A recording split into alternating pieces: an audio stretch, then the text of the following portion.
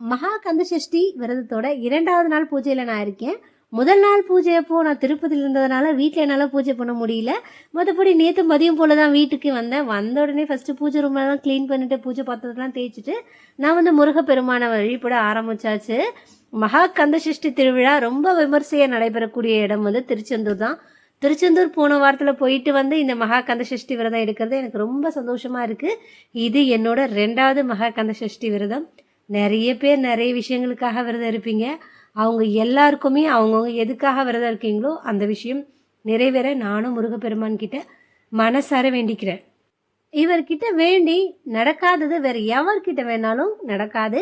கந்தனை நம்பினோர் கைவிடப்படா. நம்மளோட தமிழ் கடவுள் முருகப்பெருமான் நம்ம மனசார அவர்கிட்ட என்ன கேட்குறோமோ அவர் நமக்கு வந்து கண்டிப்பாக கொடுப்பார். அதனால் கண்டிப்பாக எல்லாருமே மகா கந்த சஷ்டி விரதம் இருப்பீங்கன்னு நினைக்கிறேன். யாரெல்லாம் எத்தனை நாள் எப்படி விரதம் இருக்கீங்கன்னு சொல்லி கமெண்ட்டில் சொல்லுங்கள்.